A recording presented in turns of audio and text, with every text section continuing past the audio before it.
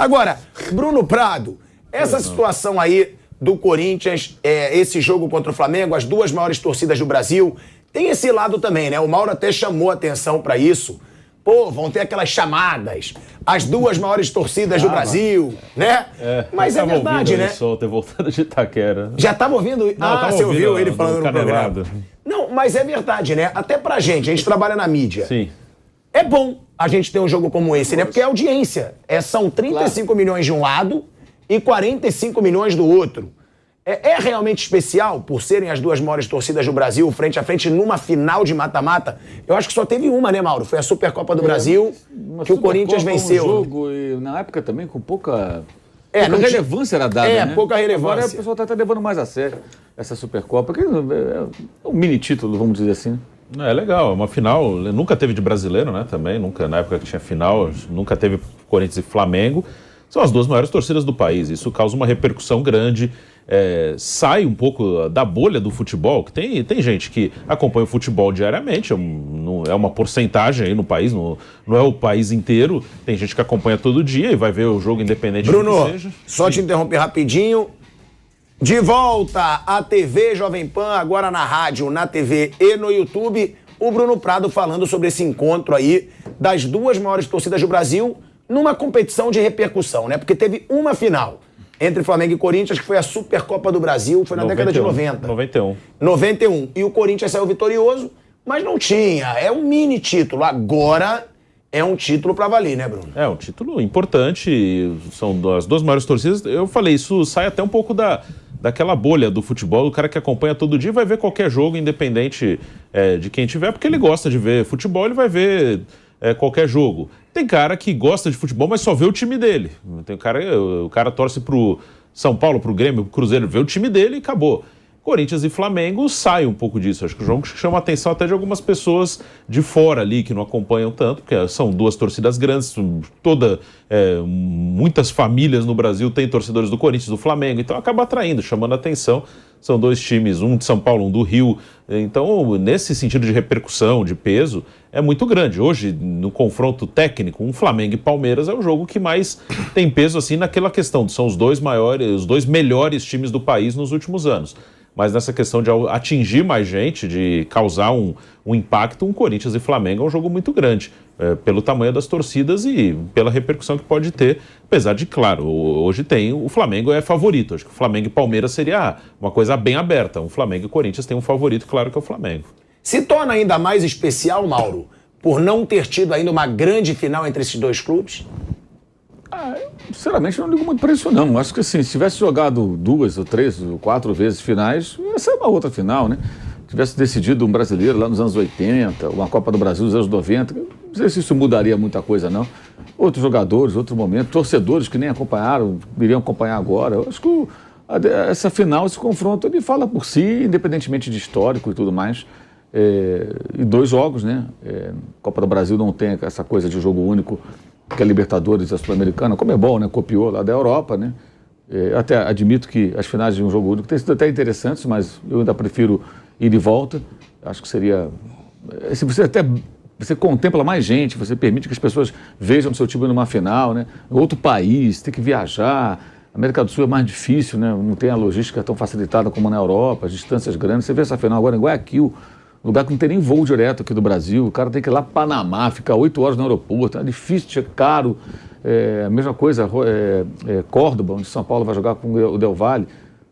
Não é Buenos Aires, é Córdoba, é longe, são 7 horas de carro, se você quiser de carro, fazer uma conexão, pegar um voo fretado, sei lá. Mas 2 jogos, então acho que isso é legal, vai ser bacana, a torcida do Corinthians vai poder lotar o seu estádio, do Flamengo vai lotar lá o Maracanã. Que, aliás, piorou, né, o edital, né? Fizeram mais uma mexida no edital lá, tá cada vez pior.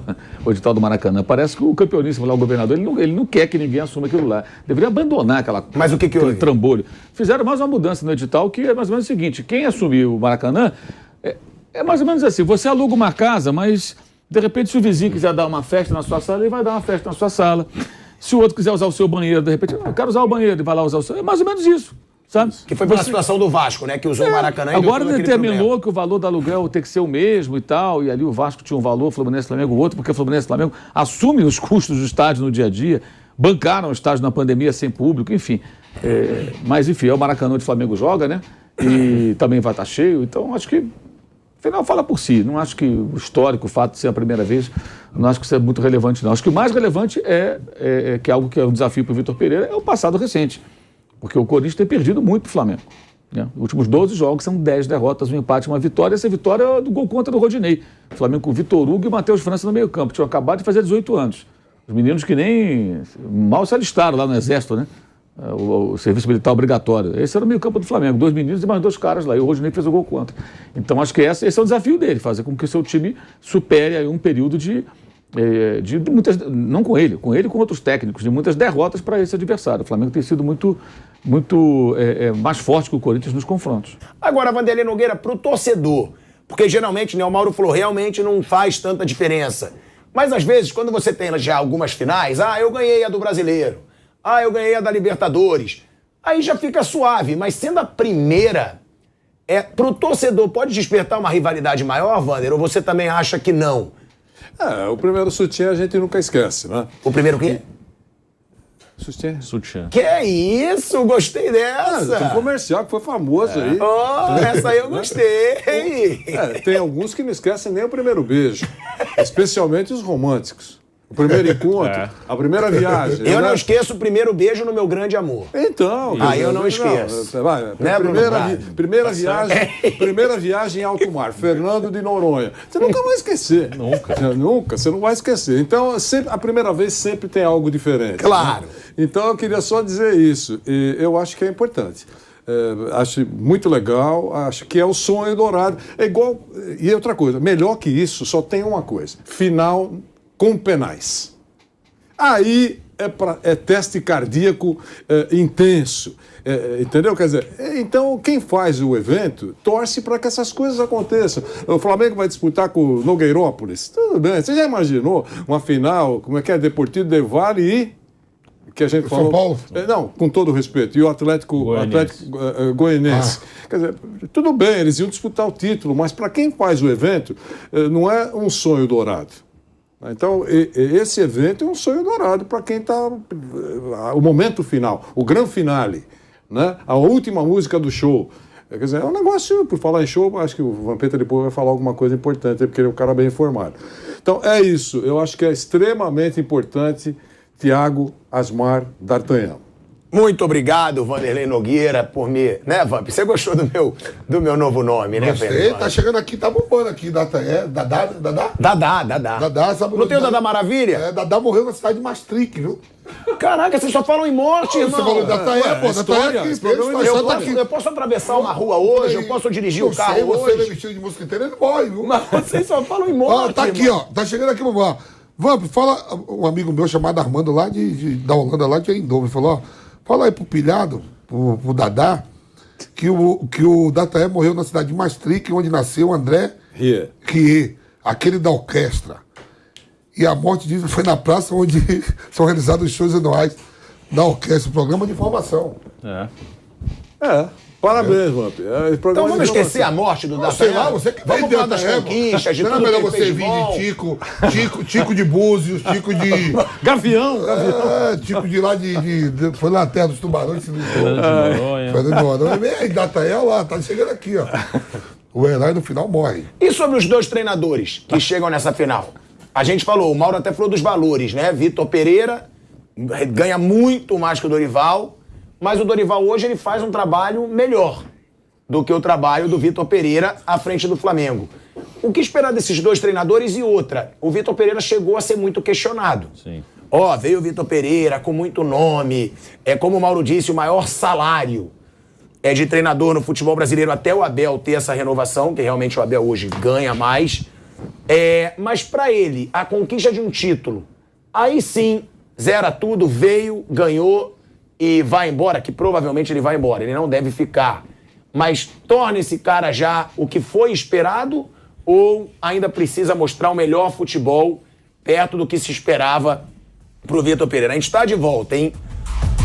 De volta à Rádio Jovem Pan, agora na rádio e no YouTube. Você que percebeu que eu estava enrolando um pouco na pergunta, é por isso que ia voltar para a rádio, né, Bruno Prado? E antes de passar a palavra, para eu não te cortar, falar sobre esse confronto desses dois treinadores. Muito obrigado.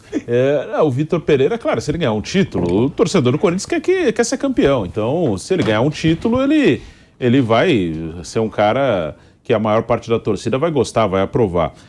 O Vitor Pereira, os resultados dele não são ruins, bem longe disso. Ele está bem classificado no Brasileiro.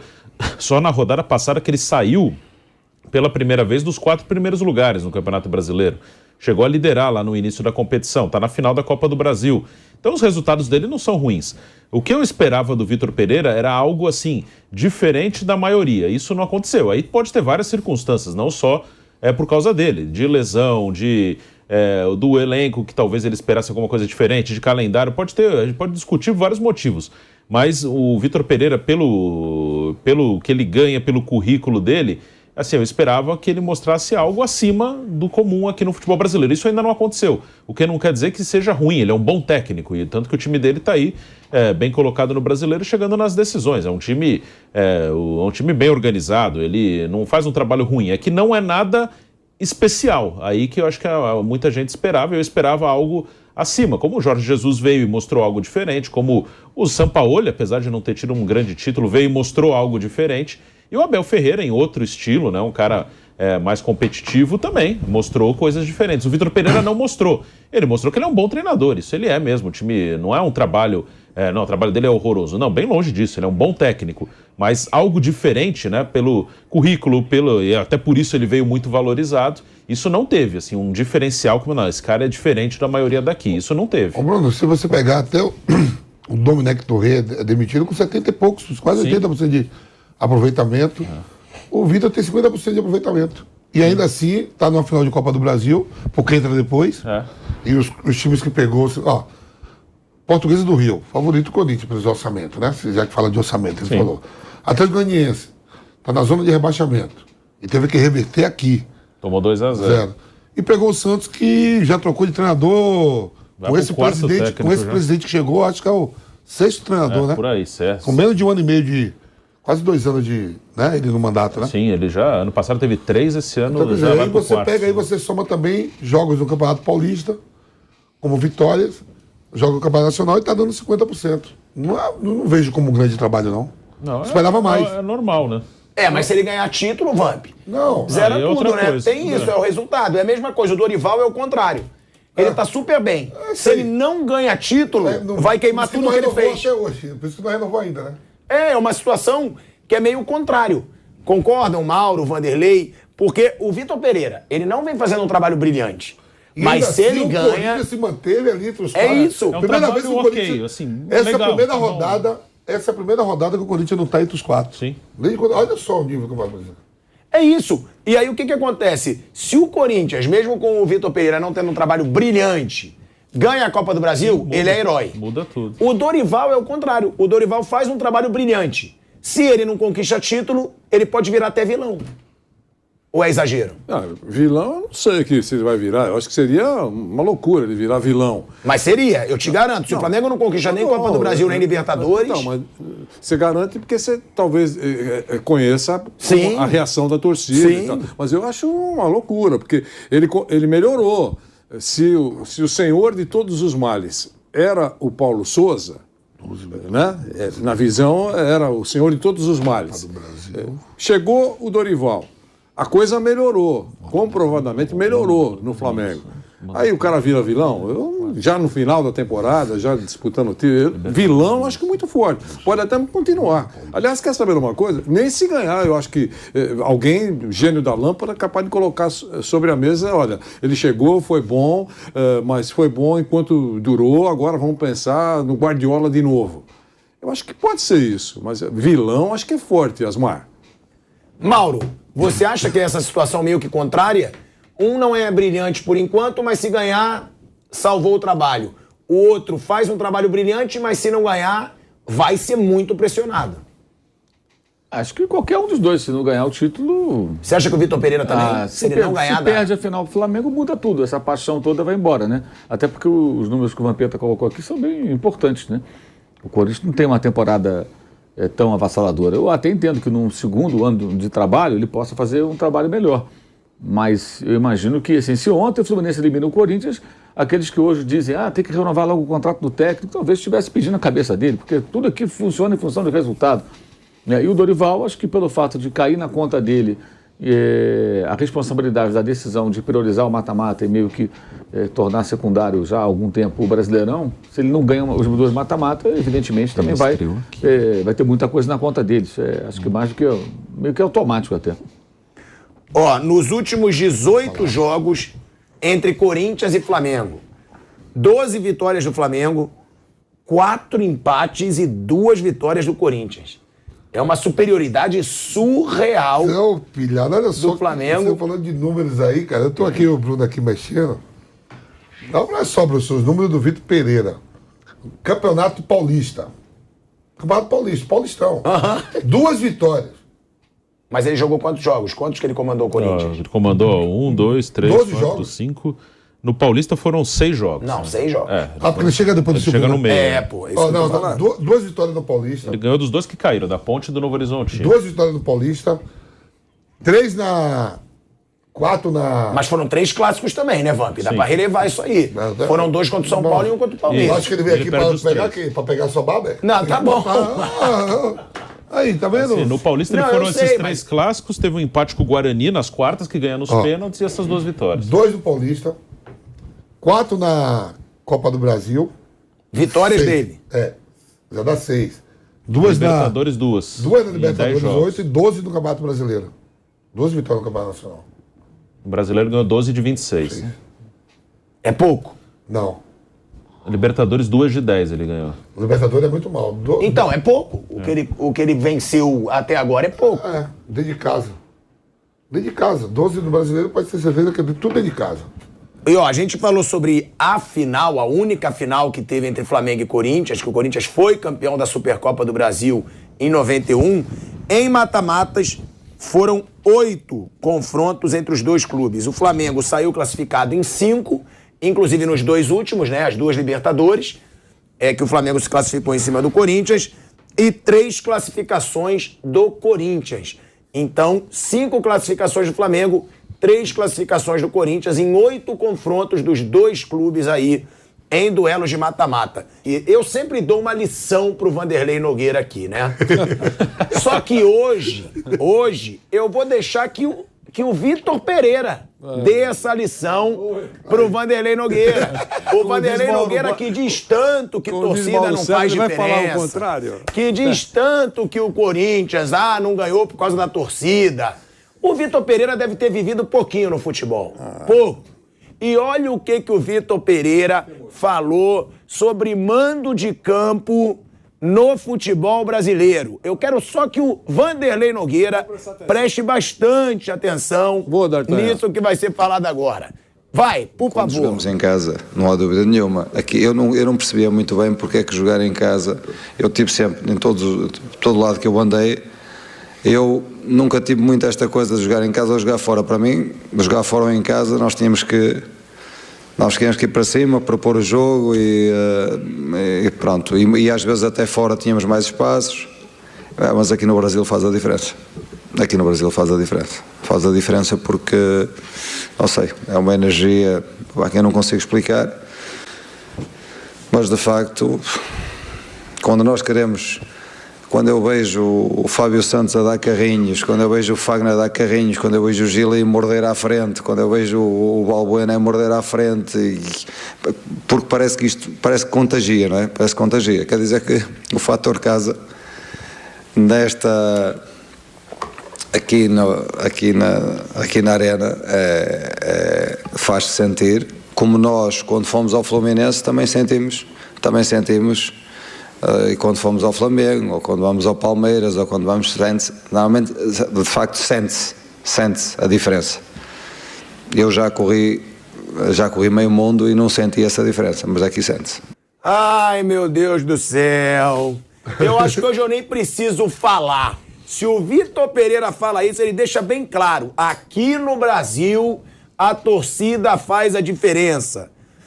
Não senti essa diferença antes na carreira, mas aqui sente-se. Sinto na arena, senti quando fomos ao Flamengo, quando fomos ao Palmeiras, ao Fluminense. E o Vanderlei Nogueira, com essa carinha de deboche, vai ter que aturar, porque é mais um que tá em campo e diz que torcida no Brasil faz muita diferença. Ou você acha que o Corinthians ganharia do Fluminense de 3-0 no Maracanã?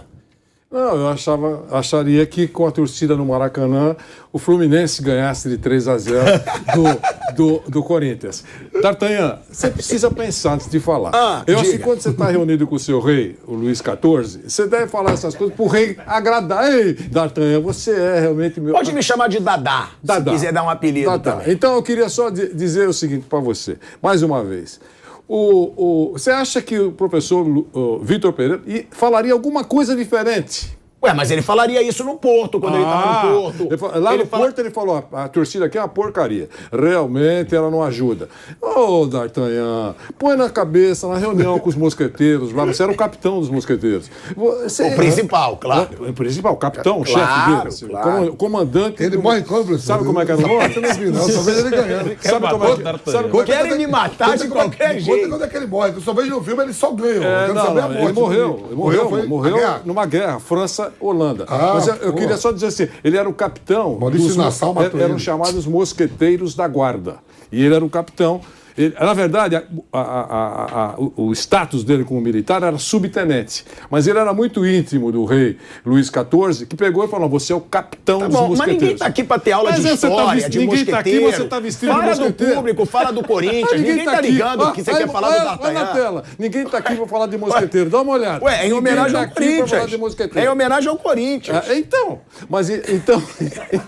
em cima disso, eu queria falar o seguinte: o time ganhou porque foi eficiente. A torcida, de novo, é duro bater nisso. Ele vale, eu também falo de novo. Deu renda. Foi o Vitor Pereira que falou, não fui eu. Deu mais de 2 milhões. Então, dinheirão. O Vitor tem que falar, torcida, eu amo você. Aquele carrinho do... Você viu o que ele falou? O carrinho do Fábio Santos. Puxa vida, que carrinho maravilhoso. É o cara que... O Gil e o que carrinho maravilhoso. Os zagueiros não vão à caça, não. Eu quero Fica saber lá esperando pra ver. se algum comentarista vai falar aqui aquilo que alguns já falaram no passado. Que maravilha. Jogador vibrando no lateral. Lembra quando ele coloca a bola para fora? O cara faz assim, ó. Ele colocou a bola para fora. Ele vibra. Que mandou a bola para o lateral. Quer dizer, isso é legal no futebol? Para com isso. O professor Vitor Pereira não poderia falar nada diferente. Ele foi correto. Jogou para a galera, como o D'Artagnan está jogando aqui. Aqui a gente joga pra galera, né, Mauro César? Jogamos pra galera. Ele quer te arrastar. Ele quer me arrastar eu. Ele acabou de falar que eu sou incaível, daqui a pouco ele quer arrastar nós. Ele tá sozinho, o D'Artagnan, ele quer arrumar mais três mosqueteiros. De 3 mosqueteiros comigo, irmão. Você vai ao próximo. Bruninho, vem comigo. Não. O Gabriel Dias tá aí. O Gabriel Dias tá louquinho pra ir junto. O Gabriel vai. Flávio Prado vai com você. Vai. Flávio Prado. Ele vai. Flávio Prado, somos 2 grandes mosqueteiros em busca de mais. O incaível. Não é não, Mauro César 2. Tá mais um. Sabe o que é curioso? No domingo, o Botafogo empatou, né, em casa contra o Ceará, né? Não, contra a América, isso. E a torcida vaiou no final e tal. Aí eu estava vendo a entrevista do Luiz Castro, técnico português do Botafogo, e o Botafogo tem a segunda pior campanha como mandante no Campeonato Brasileiro. Isso é até bom. O Palmeiras, que você citou há pouco, vai visitar o Botafogo. Não ganha de ninguém em casa. Faz mais pontos fora do que em casa. Aí um repórter perguntou, falou, olha, o Botafogo tem segunda, só o Juventude faz menos pontos em casa do que o Botafogo. Acabou de empatar com a América. Ele, não, aqui no Brasil, essa coisa de mando de campo, a única diferença é que você tem mais ou menos torcida e tal. Bem, é um discurso parecido com o do Vitor Pereira. Eu estava olhando aqui, o último campeonato que o Vitor Pereira comandou foi um campeonato turco, né? Pelo Fenerbahçe, onde hoje trabalha o seu compatriota Jorge Jesus. O campeão foi o Trabzonspor, fez 81 pontos. O Fenerbahçe foi o vice com 73. Onde que definiu isso aí? Em casa. O Trabzonspor fez 5 pontos a mais do que o Fenerbahçe, usou o melhor mando de campo, por isso foi campeão. Dos 8 pontos de diferença, ao final, 5 foram conquistados em casa. Ou seja, o time do Vitor Pereira não conseguiu aproveitar o mando de campo, como o Trabzonspor aproveitou, por isso foi campeão. O mando de campo faz diferença em qualquer lugar do mundo. Todo mundo quer jogar em casa. É evidente. Então... o Liverpool vai jogar contra o Manchester City, faltam 2 rodadas, e os dois vão se enfrentar. Se fosse tirar da moedinha, tu não ia querer... Não, quer jogar onde? O Guardiola, não, quero jogar lá no Anfield. O Klopp, não, quero jogar lá na... Não, quero jogar em casa.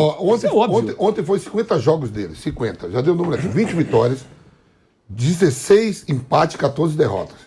Dessas 20 vitórias, pega pra ver onde foi as 20 vitórias. A maioria, se não foi umas 13, 14 em Itaquera. Quase todos. Quase todos em Itaquera. O Atlético Goianiense mesmo, Vampeta, agora tomando sacode lá em casa do jogo. E contando com o Campeonato Paulista. Sim. Que não tá a força do Campeonato Em casa, Brasileiro. ele só perdeu pro Flamengo, não, Flamengo na Libertadores e pro Palmeiras, no Brasileiro. E aí você pega o aproveitamento dele maior em casa. E na Copa do Brasil. As goleadas foram em casa. Na Copa do Brasil. Havaí, Na Copa do Atlético, Brasil. Santos. E na Copa do Brasil Santos, veio, tudo em casa. Portuguesa do Rio, Santos, Atlético Goianiense, que está na zona de rebaixamento, e agora passou pelo Fluminense. O adversário mais duro que ele teve foi o Foi Fluminense. 4x0, 4x0 e 3x0 em casa na Copa do Brasil. 4x1 com o Atlético. Né? Perdeu do Santos no jogo de volta. Perdeu do Atlético lá. E com a Luz empatou. A Portuguesa do Rio empatou. Sim, em Londrina. Foi 1x1 em Londrina.